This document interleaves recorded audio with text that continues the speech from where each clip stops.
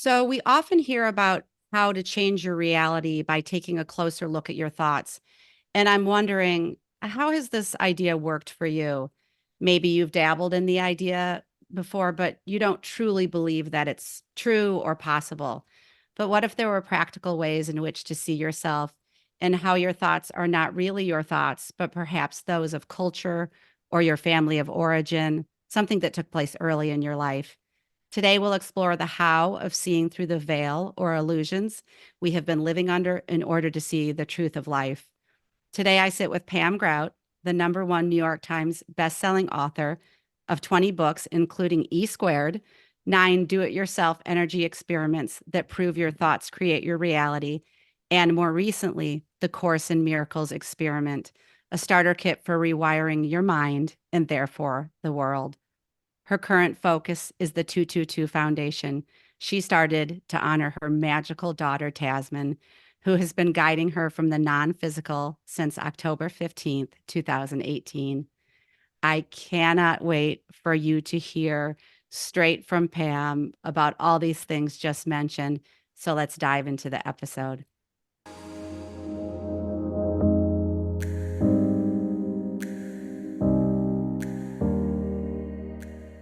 Welcome back to Mystical Sisterhood. This is your host, Maureen Spielman. Pam, I already told you before we hit record how excited I am to be with you. I probably came across your work, I'd say in around 2016 through the book E Squared, and I can't even remember how it landed in my hands. But for me, it was this is the book about energy experiments and really stretching the mind to believe that what we really didn't believe was possible could be. And then, gave opportunities to the reader to try it out and see for themselves. And I know from following you that you've collected evidence from really around the globe of these truths to be true. So we'll jump into that. I know E squared was followed by E cubed, and I went on to learn more about you as a travel writer and the author of the blog George Clooney Slept Here, amongst so many things. But before I have you start, I want the audience to know that you were not only someone I followed, but really possibly even the first person that I thought was on my dream list of guests here for the show. And I just looked back at my email. I think the podcast was launched around January 15th last year. And I looked in my archives and I reached out to you on January 23rd. And I said, would it be possible? And you said, Maureen, thank you so much. Not now, but later. And so the later was later in the year. And I reached out to you December and you said yes. And so here we are recording today. And I think another hit from the universe that I got was that I had interviewed an intuitive Therese Rowley on my episode 31, and she talked about the divine intelligence of the children. So, as synchrony, the universe would have it, interviewed Therese. She was featured in a show called Energy Unlimited with Abigail Zoe Martin, who actually is live on the podcast today in episode 55.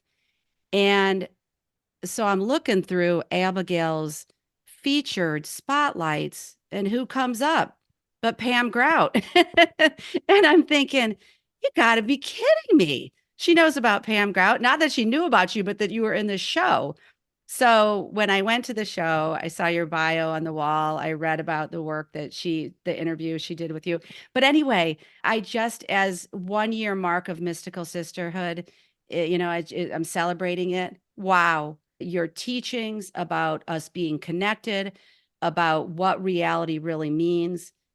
It's just so true. And I feel it in the energy today. So I'm going to stop there and say, welcome, Pam. Thank you for being here. Thank you. Well, for one thing, I love the title of your podcast, Mystical Sisterhood. How perfect is that? So, anyway, you kind of had me from the Mystical Sisterhood. So, thank you so much for this opportunity to be here with you today. Yes, yes, so much. And given your body of work, last night I sat and I thought, well, what questions? Because, in an interview like this, it's like, oh gosh, you have an hour. What are you going to ask? Right. But I mean, my very first one that came to me is really, where do you hail from? And what were you like as a child? I think that's a great question. I actually grew up as a minister's kid. So Mm, my father was a Methodist minister in little tiny towns in Kansas. And so I was taught the party line about spirituality. My dad was a very progressive minister, but nonetheless, I was taught that God is a guy out there and that God is, something that you have to earn his favor, that he's a him for one thing.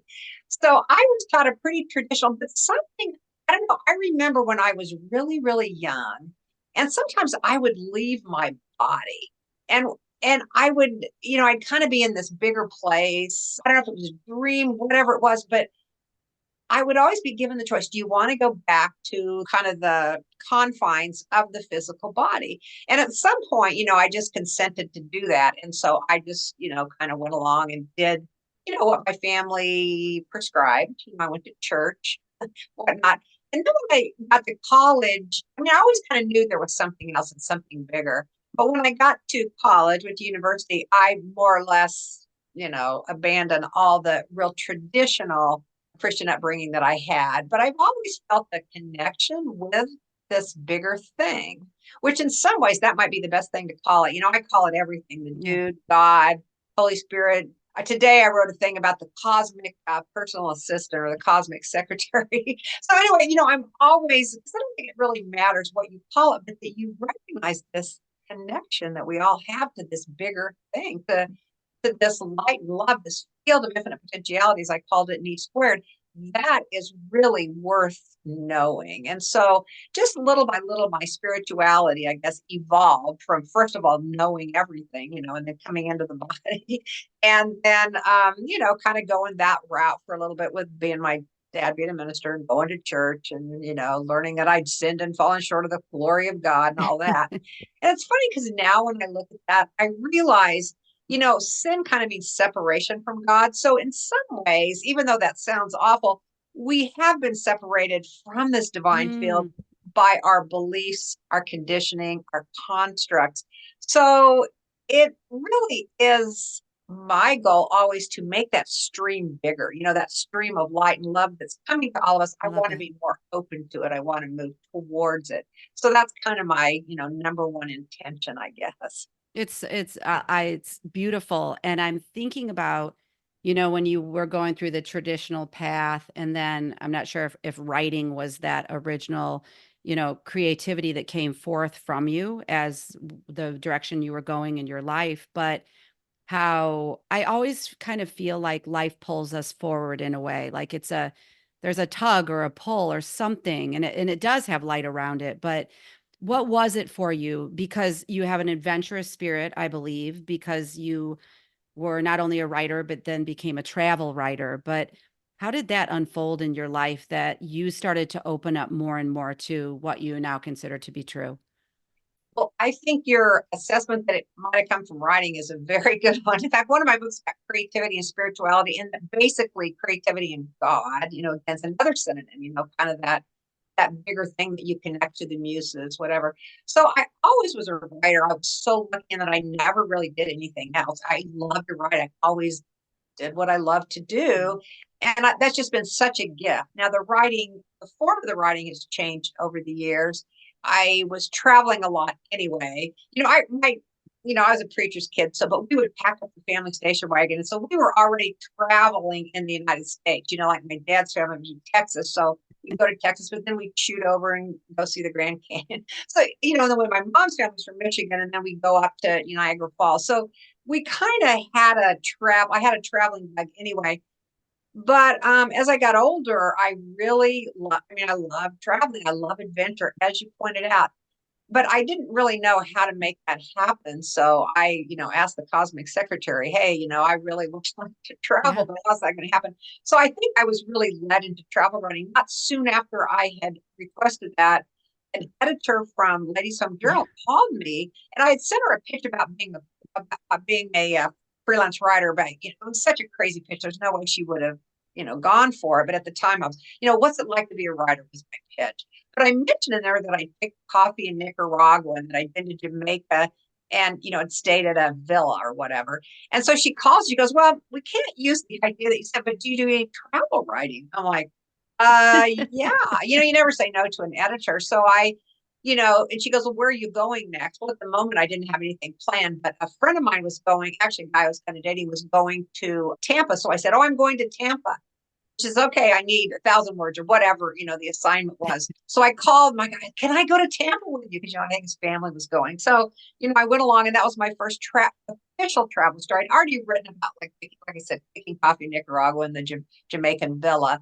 But so then I learned that as a travel writer, you get invited to all these places. I mean, Mm, I've been all over the world on someone else's dime. So it's been magnificent. I have yeah. been able to stay in castles that Madonna stayed in. I have, gotten to do just these really cool things without really having to figure it out. I mean, that's one of my big things is if you just let go of everything you believe, this collapsed reality that we believe is the truth about it is, and Hmm. open to other possibilities, the most amazing things can happen. And my life is kind of proof of it. I mean, who would have thought a kid from Kansas was going to end up, going all over the world and doing all these exciting things? Absolutely. I love it. And I think if we can kind of pepper in here those ideas about I think we can get so much in our head about how do we do this and how do I do this? But that's part of the misconception that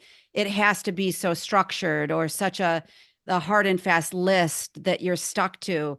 And hey, I've fallen in that trap as I've created my business about the following the flow, following the versus the, oh, the world out there is telling me I have to do this, this, this, and this for my business. But, what do you have to say about that? And how can we begin to open our hearts and our experience to a different experience, maybe?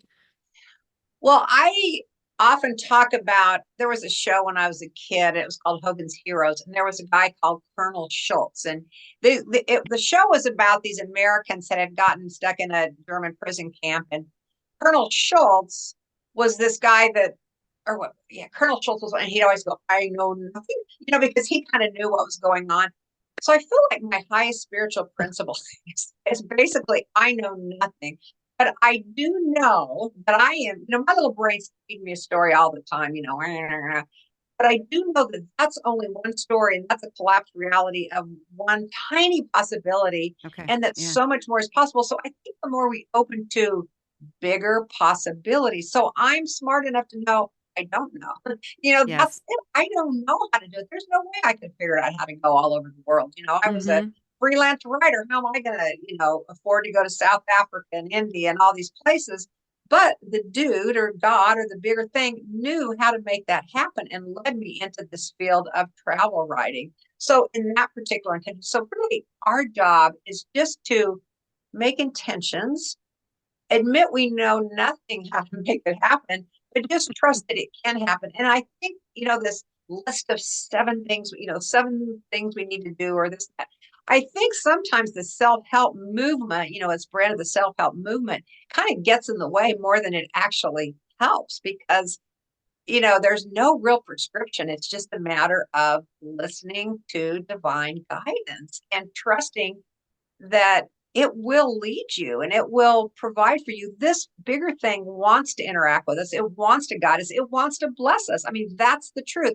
But the first, belief we have that sometimes gets in the ways we think, oh, well, I'm not really Yeah. lovable, or, I don't really deserve good things. So as long as you have that, that blocks that flow. So you really, it's more about, like David chiseling the David out, or not David, Michelangelo chiseling David out of the big block of marble. You let go of all the stuff that's getting in the way. Mm-hmm. Mm-hmm.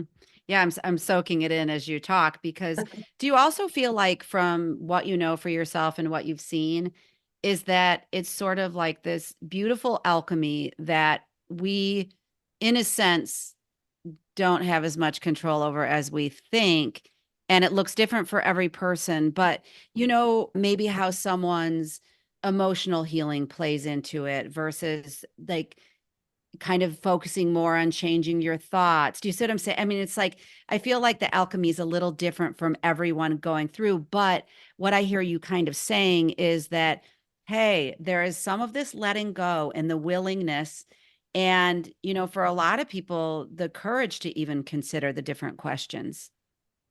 Yes, I think that's true because we think we know how everything's going to work. In Hmm. fact, education, our families, and our families, of course, in their well-meaningness, try to teach us how to live in this world. But what they taught us is that there were certain ways to do it, and that here are the ways to do Yeah. it. Hmm. When like I said, when I was young, I felt like I used to leave my body. I feel like I already knew how to do life, but Yeah. I went ahead and came in and did life the way I was taught. I already felt that connection, already knew that I could go anywhere, do anything, and that material reality was just really an illusion. I mean, that's what the Mm-hmm. Course in Miracles says. But we're so ingrained in this illusion that it takes a big Ooh. leap of faith, I guess, to let go of that idea, Yeah. that Hmm. there's more than this physical reality. I mean, one thing that helps me, when you look at like what they call dark energy and dark matter, it's not dark, it means we can't see it. So the spectrum of what we can see, even what we're capable of Yeah. seeing, is like 2% of Hmm. the whole cosmos. So first of all, we can't even see most of what's there. I mean, we see 2 to 3% of what's really here. That's all we can see at our best. So how can we possibly think, knowing that we would have any clue how to make things happen or how to live life or how to experience peace and joy and love? It has to Yeah. be, we have to surrender and let go. And that, because Mm-hmm. that is the truth, and inside all of us, there's this peace and joy and love. That is our truth, but it's covered up by this veil. I think you mentioned that word, and that's a good word. This veil that covers up this, with these beliefs. The veil is made of our beliefs and our paradigms and the things that we're taught, but it covers up that purity, that brilliance, that Mm-hmm. light. Mm-hmm. Mm-hmm. And that concept too, that when I feel like it's at a soul level, when we hear the truth, we know it, and we might even perk up a little bit and pay attention, but then we will let it go asleep again, because the vernacular and the energy of what we perceive to be the greater culture, we put it to sleep again. That just comes to mind when you share what you just said. Right. Mhm. I just heard Elizabeth Gilbert say something to that effect. It's like we're playing peekaboo with the universe. We're like, oh, I get it. I'm this divine being. And then we forget, how like peekaboo with a little kid, like peekaboo, oh, I Mhm. get it. And then, we hide back behind and forget it again. But I thought, well, that's a good way to describe it. The other thing I've been thinking about, I was remembering that scene in the movie Dead Poet Society where, in the end, Ethan Hawke stands on that desk and he's like, I think he says Captain Mike or whatever he says, but Yep. he had read that poem and he had found that kind of strength, that, connection with the bigger thing. And Robin Williams says to him, do not forget this. And Mm. so I think as Mhm. much as anything to really make that an intention to remember this connection because Yeah. we do have it. So why do we keep playing peekaboo with it? I don't know. Yeah, and to know that peekaboo when it comes out, because I've said it many times on the podcast, but when the name Mystical Sisterhood, I did not put pen to paper and think like, oh geez, I need a name. In fact, I had no idea there was going to be a podcast, and then the name struck me like lightning, and I knew in the moment, file it. And I was kind of laughing because this morning when I looked when that email was from me to you last year on January 23rd, I was thinking what I did was, you said not now, later. And I was thinking like I tucked it into an invisible pocket.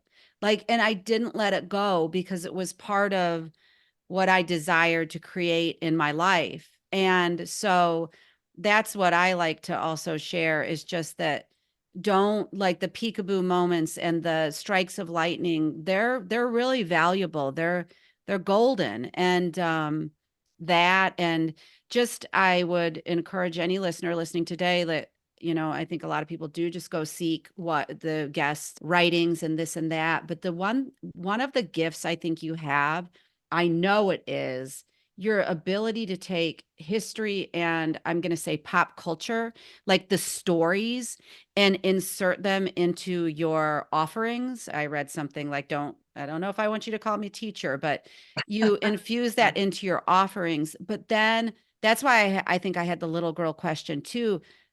There's a wit about it. There's a humor. And I think that there's some magic in that, that when your offerings are playful, it makes them really accessible. Well, thank you. That is like the ultimate compliment because I want it to be playful. In fact, Mhm.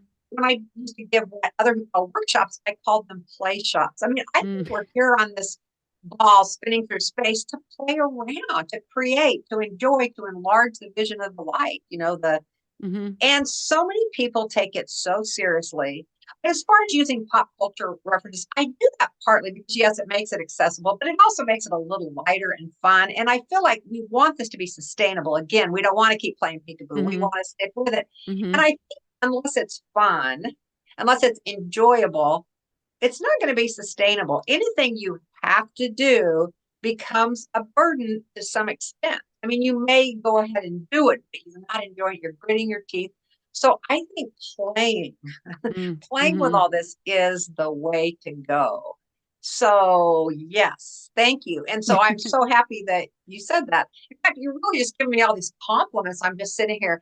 And that's another one of my practices, learning to accept Mhm, compliments and to accept love. I think again, those lessons were taught us, oh, you have to earn love or you have to earn respect. You have to earn all this stuff. And that's not true. We have it just by, we are heirs to this. This is our mhm, inheritance. So mhm. I'm just opening more and more. So thank you for allowing me to practice opening more and more to hearing, good things about myself. Absolutely. Yes, and thanks for receiving it, because I think that, to me, that I think it's one of my intentions is to open up that sort of like accessibility of the energy that's meant to flow between people. And what I hear you saying too is, when we get out of our own way with our old stories of the, oh, I wouldn't possibly be worthy of that and deserving, or that's just too much and I'm not enough, whatever it is, that impedes and that flow of energy that's out there for us to really, it's kind of like our air supply, right? It's truly the breath of life. Mhm, mhm. I'm always so intrigued, Pam. I think I have been last year. I think it was the beginning of 23, maybe it was 22, when you put out the Course in Miracles experiment.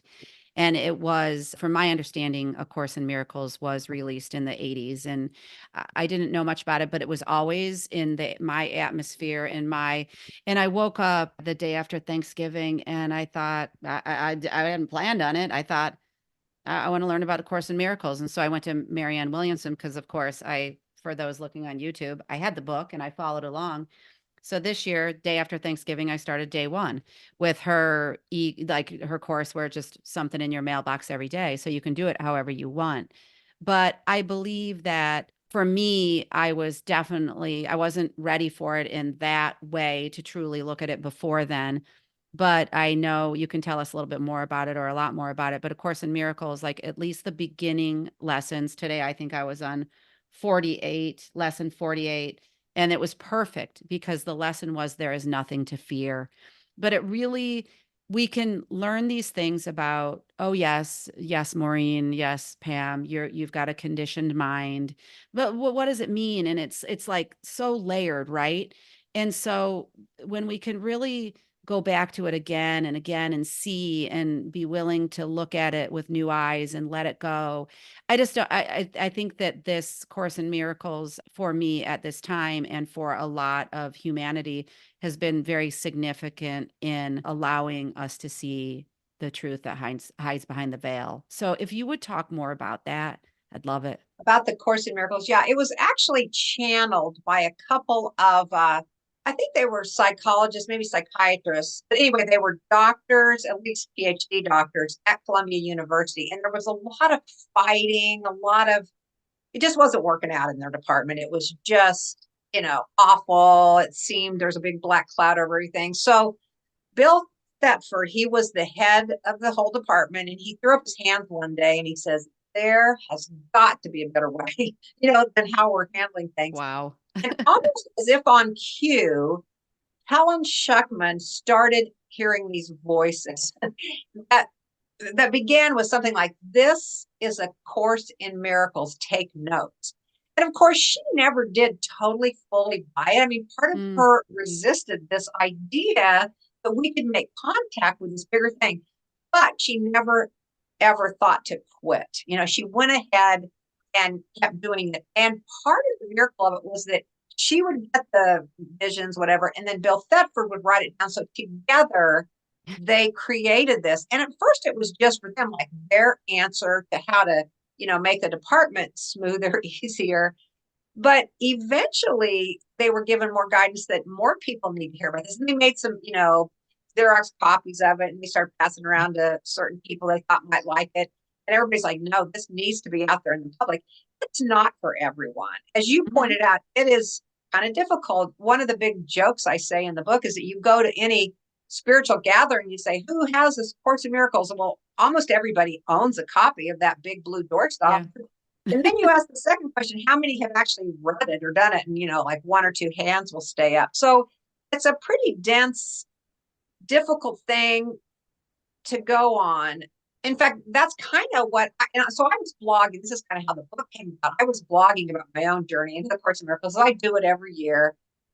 And, I started, this is what this lesson means to me. This is what, kind of thing. And eventually I started getting so many messages. Oh, you need to turn it into a book. And, I may be slow, but eventually if I hear something, 20, 30, 40, 100 times, like, okay, I guess I need to turn it into a book. So I contacted Hay House, which had published my last 4 or 5 books. And they said, sure, let's do it. So anyway, that's kind of how Course in Miracles Experiment came out. Although in retrospect, I wanted to call it Course in Miracles for Badasses, or Course in Miracles, the fun version. And this is an example of how we tend to go back to what we know, go back to the Yeah. past. One of the Course's main lessons, I see only the past. Again, I see only the conditioning.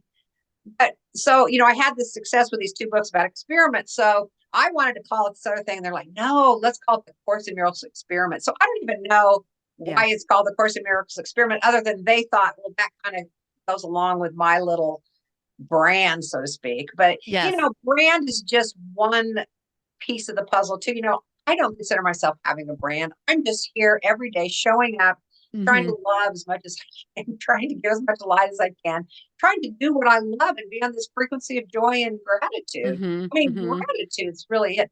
But, you're talking again about these various issues. One of the things I've been focusing on now is when I notice something come up, I just want to be aware of it. I mean, things come up all the time, but I don't need to obsess about it or build a shrine to it. I just notice it. And then I notice that as I have more light coming in, or I'm more connected to Hmm. this Hmm. energetic field that is all around us. Again, we Hmm. can't see a lot of it, but it's all around us. So it just kind of naturally dissolves that stuff. Now, Yeah. you don't want to try to hide it and say, oh, no, no, cover it up with an affirmation. I mean, that's not a bad thing to do, but, Yeah. you do want to acknowledge it or notice. I don't say acknowledge, notice it. Just be aware. And Mm. then the light of awareness will just automatically kind of move it out. So, we don't want to ignore things or what they call spiritual bypassing, but we don't need to, Google it and read 1,000 Yeah. websites and listen to YouTube videos and hear 100 teachers read 1,000 books. We just need to be aware and then trust in the bigger possibility that knows how to work that. In fact, I just wrote that blog post about the cosmic personal assistant or cosmic secretary.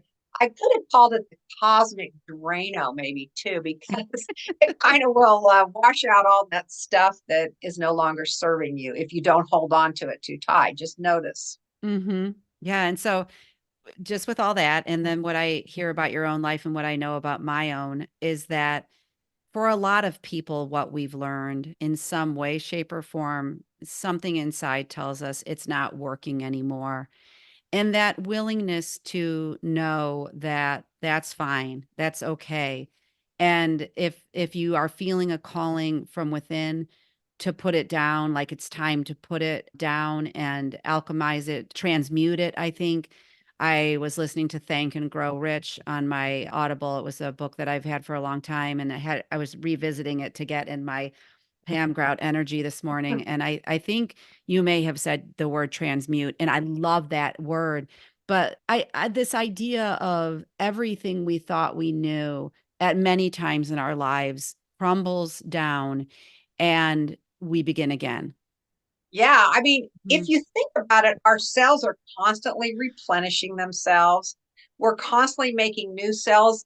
Every moment is really different. And the only reason it seems kind of like the past and it looks kind of like the past is because we're seeing, as we're choosing to see the Mm. familiar, the known. I Yeah. mean, I'm not quite to this point yet, but I believe I could wake up, I want to be more and more open to this, and the total world peace would have fallen on the planet. Hmm. Why not? I mean, Why not? that's a big leap because again, we believe that we're seeing this particular view that's happening in the world, and we put a lot of faith in it. But it can change at any minute. And I love to think about that, what's happening now is happening, and the next moment it could be completely different. Like we could get off this interview and open our computers or something, it'll say, yeah, we're peace. I mean, Yeah. Hmm. obviously we don't believe that. And so we continue to condense a reality that looks like the past. But at any moment, something really remarkable can happen. And so by being in gratitude as much as possible for being, I mean, Mm. my goodness, look at this. We're talking to each other, even though we're, I don't know how many miles away. You're in Chicago, I guess. I'm Hmm. in Lawrence, Kansas. But look at this. We're these molecules or atoms Yeah. have come together to create this technology that we can talk. And really, the technology that we see is just really representing what's truth in reality. I mean, we could do this without the computers, but we're not quite there yet. So, or I'm not there Hmm. yet. You might be. Not as much. So how important, this is a little bit of a setup. Do you believe it is to surround ourselves with high vibration messages? What's progressing humanity forward? Like, what do you have to say about that? And how do you practice it? And what does that look like? Well, I think it's the most important conversation we can have, about possibility. Most people focus on problem state. The news media focuses on problem state. Something happens and we think it's a problem. But if we think about possibilities, Mm-hmm. new things can happen. So having these kind of conversations, and I don't know if you're leading for me to talk about my possibility posses, but I do have a real strong belief that we need to do it together. I think David Hawkins, the famous guy that did vibrations, he wrote that book, Power versus Force, which is a great book. He talked about the calibration of energy and how different states, created, create what it creates in the world. And he said that on your own, you can make spiritual progress, some spiritual progress, but Mm. together in a group with like minded folks, it's exponential the amount of spiritual growth that can happen. Yeah. So it's very, very important. So I have, as you know, if you read Think and Grow Rich, I have a little possibility posse where we text each other blessings from the day before. So we have that. But I also have a couple groups I meet with in person. They live here in my hometown. And I feel so good. I am not a joiner person, but these groups mean so much to me that I love them because Yeah. again, we don't talk about what's going wrong. We talk about what could be, what if, what could be possible. And that's just so much more of an interesting conversation and so much Hmm. more of a meaningful conversation. Yeah. So that's why, in fact, when I was thinking, I felt called to have this conversation with you because I knew we would talk about meaningful things. We would talk about possibilities, not what was wrong and not how to Hmm. fix things, but here is what's possible. Yes. Yes. And that those two words, what if, what if? I mean, you can take two words from the English language and they can be that powerful as we know them. And what you're saying too is I was wondering earlier in the interview how also important you think the language we use is in terms of, I don't know what came to me in that moment a little bit ago, but just we have words from scarcity, but then we have more expansive, we have problems versus possibilities. Is that something that you watched inside yourself when you were kind of coming up or moving along? And how do you feel about that? Right. Well, I think we tend to put curses on ourselves by some of the things that we say, for Yeah. sure. I think language is very important. In fact, why go to a fortune teller when you can just listen to what thoughts are going through your head because that's your fortune. But I also have been thinking recently about the limits of language because I can say any word And you're going to have your idea about what that word might mean. And then I have my idea about what that word might mean. And both of them are subject to interpretation, to perception. Mm-hmm. So even language can sometimes limit us, Okay. So, but as far as the language that I can control, I do attempt, not that I don't hear myself saying negative things from time to time, but I'm very aware when I do that. Again, I'm noticing that, like, okay, is this a thought I want to, or is this our thoughts, almost like we don't always have control of them. They're just running through. Sure. We do have control whether we pick them up and pay attention to them. But our words, we do have a little more control Mm-hmm. over. So Mm-hmm. I think it's really important to speak of what you want to have happen, speak of possibility. I think I put this in one of my books, but I heard the story about Maya Angelou. I'm pretty sure this is in one of my books. I don't remember which one. But she said one time when people came to her house, don't be bringing that negative stuff into my house. Mm-hmm. She said, I follow, I think it was Paul in the Bible. He said, let's only talk joy and love and then take the rest of it out of my house. I don't want to hear it. I can't Love remember that. exactly how she said it, but that was really important to her, that you're coming into my house and you're going to bring a vision, a possibility. You're not going to be talking smack. I mean, not talking smack, especially on yourself or on anybody. Because, anytime you talk smack on somebody else, you're really talking about yourself, because we're all connected. So Mm-hmm. why go there? Oh, when it's so full of possibilities and when we find ourselves, it's the little ways too, like the little aggressions against ourselves that are I do believe that that universal mirror is happening. Even the other day, I can see myself. I was being, Maureen, you should have done this with this person in your life that you didn't do enough for. But I can, because I've gone back and looked at my thoughts and revisited the concepts we're talking about today. I always think it's all a process, but then it went through my mind, and then I could say, like, you're fine, you're fine. There's no duality to that. There's not right or wrong. No one's putting expectations on yourself. So I just think that kind of fascinated me to witness myself in that way. Yes, I've been feeling that as well, noticing, I don't know, I'm more beneficent to myself. I'm kind of Mm, like, yeah, I might do something I don't like. And I'm like, but then I realize, Kim, you're only human. It's okay. yeah. You may have read my blog post, or maybe I put in a book about my two magic words. It's okay. Because Hmm. we do tend to beat ourselves up, and just, it's okay. We're human beings doing the best we can. And we're opening, my goal is to open myself to make the divine flow stronger. So those little niggling places of doubt and guilt and all those things will be transmuted, to use that word, to be washed away. The grace of my attention Hmm. will remove those kind of things. And I do love that I'm being kinder to myself now. It really feels so good. Or when I do beat myself up, it only lasts for a shorter amount of time before oh, wait, I don't want to do that. Exactly. Yeah. Yeah. Yeah. And I bet that doesn't hang on for too long. Okay. When I was just listening to you, what came to mind was portals of light. Okay.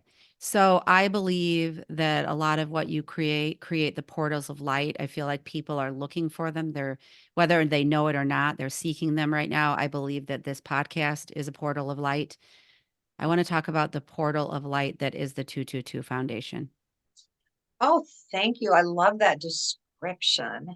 I just got a book that I haven't started reading it yet, but it's about a French resistance fighter in the and he was thrown in a prison camp. He wasn't Jewish, but he was resisting what the Germans were doing, so he got thrown into a prison camp. And he was blind, and he was blinded when he was like 7 or 8, young, but he was still able to see light. In fact, his book is called something light. It has light in the Mm, title. But he was able to do every single thing. He ended up being a professor in the end at, I think it was Case Western University in the United States. But amazing. yeah, no, it is amazing. He was a French guy. And, I mean, he could see and do everything because he didn't need his eyes. He had the portals of light. But anyway, I love that idea of the portals of light. But the portals of light that one of the portals of light that I'm working on is the Pam Grout 222 Foundation. And we have three main intentions. The biggest one is to change the consciousness of the world. Until we change the consciousness of the world, we're just going to keep seeing the past. We're going to keep getting the same old, but so much more is possible. So we, every year on 222, my daughter and I had a thing about 222. She started it when she was in junior high. And then, soon thereafter, as things happened, after she started this kind of little funny Facebook group, the Amazingly Awesomeness of 222 or something like that, we happened to go on a couple trips, went to Alaska, got the hotel room 222, went to London, got the hotel room 222. And so throughout our life, we always would text each other pictures of 222. It's just a kind of silly Yeah. thing we had.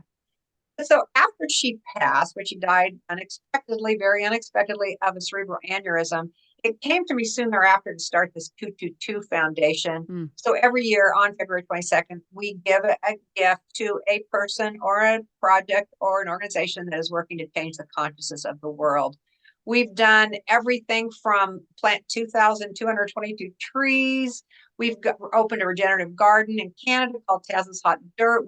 We've funded dance projects, two projects in India, one being the very first project was the first year soon after she died in India. I happened to be in Agra and met these women, and we ended up funding the move for this project called Shiro's Hangout. It was women who had acid thrown on them by their Wow. spouses, Yeah. which is still a thing that happens in India.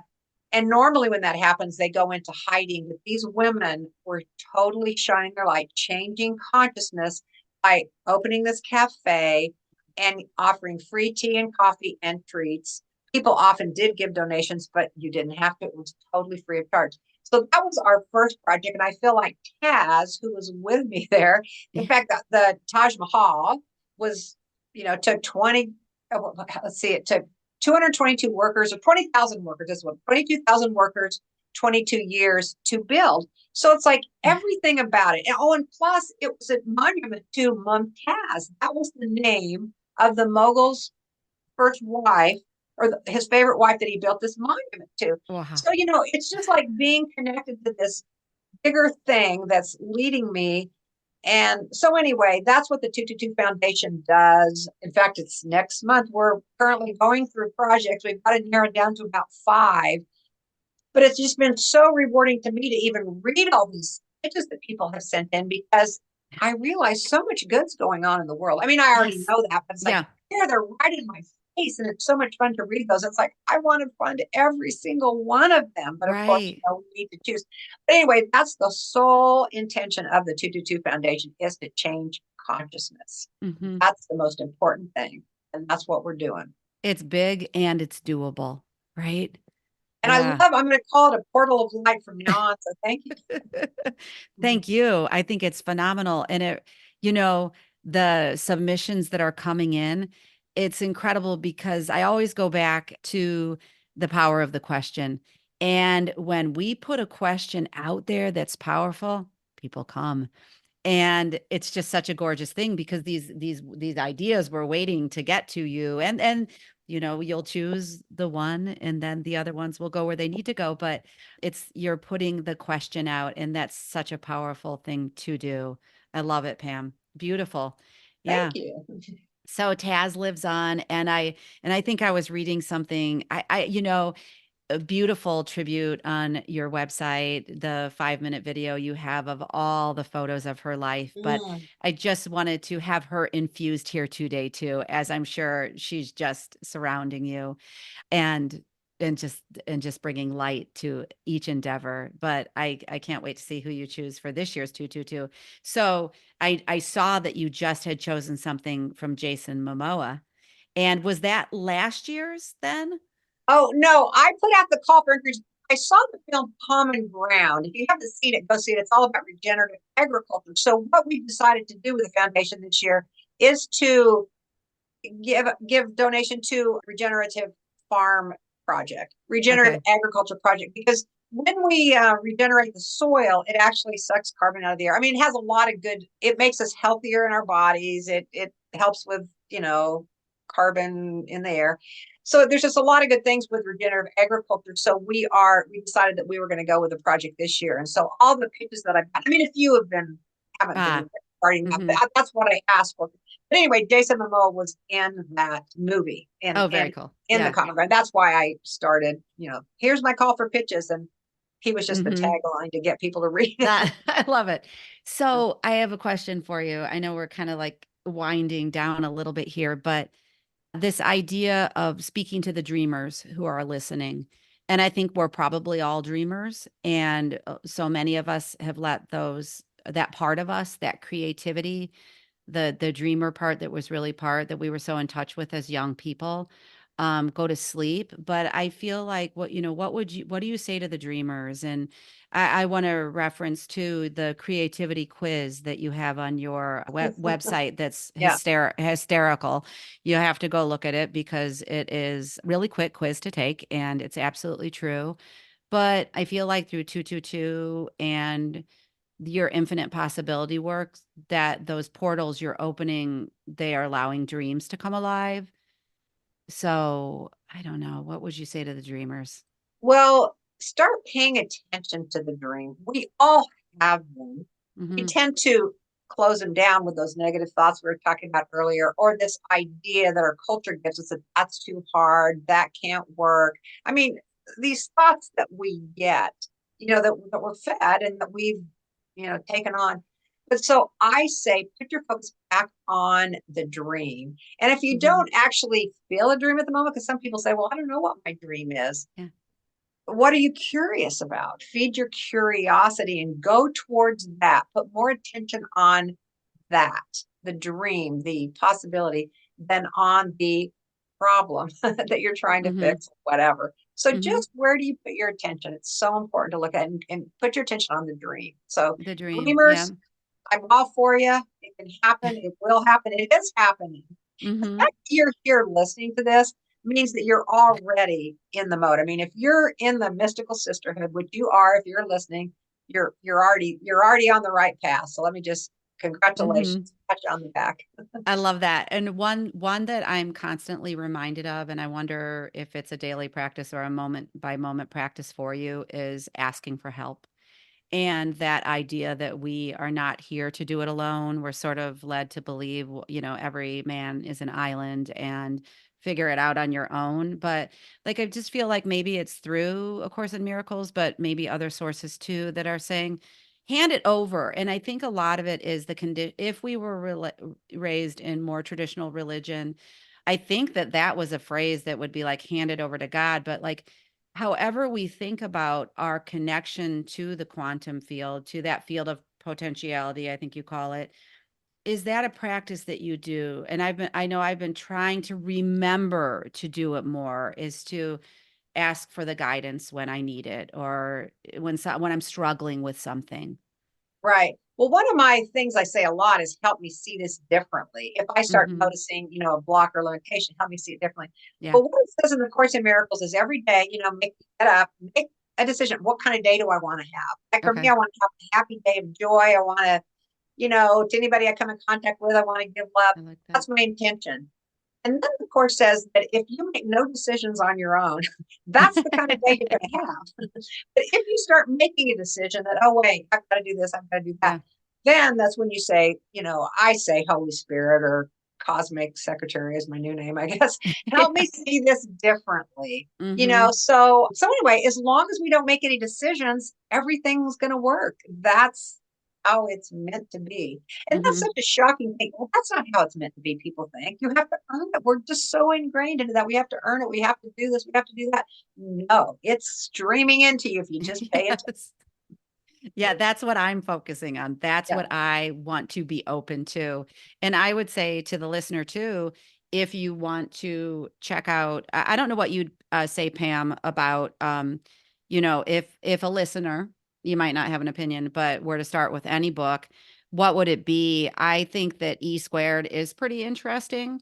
And if you could just say like a little bit how you etched it into the sand way back when, and then it came to life. E squared is a really interesting book because it is a breakdown of, I think, 9 experiments that allow you. I want to go back and do this with, a friend to do it real time. These are great to revisit, right? Things like this, Oh, yeah. but to put out into the universe thoughts and see how much you affect the reality. But so I love this one as a starter. How about you?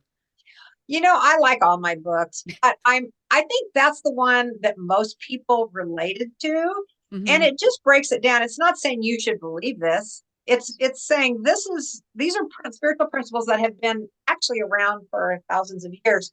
But rather than just take it at face value, why don't you try it for yourself? Why don't you see it with your own two eyes? So basically, I set up these 9 very simple, most of them take 48 hours experiments, and you just try Yeah. it. Does it work? Does it not work? I'm not saying you have to believe this. I mean, that's the thing about religion. Oh, this is how you should believe. No, try this out. Check it out and have Mm-hmm. fun with it. Sometimes people will write to me and say, oh, it didn't work. And I say, it's okay. Just play. And then it eventually ends up working. So anyway, it's just they're fun things to play around with and just check it out. Do you interact with this force or Okay. don't you? Yeah. And what do you have to say about trust? Right.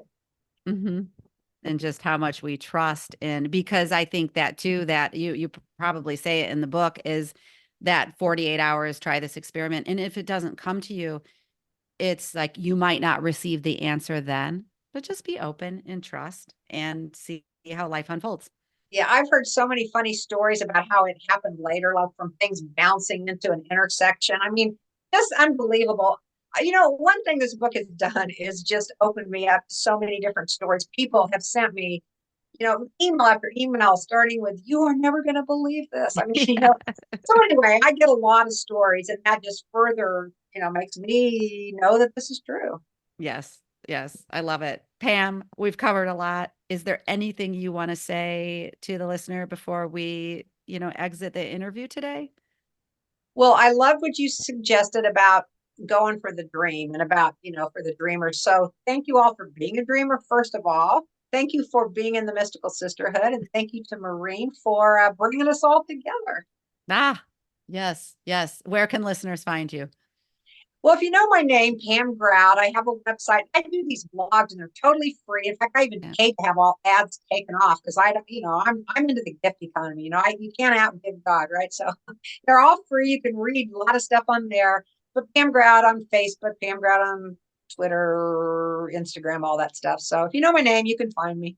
Yes, love it. Yeah, and I would say do subscribe to the goodness of the newsletter, because when it comes into your inbox, you're just going to want to read it. They're fun, they're snappy, but applicable to our lives as well. There's always a takeaway. So thank you, Pam, for being here.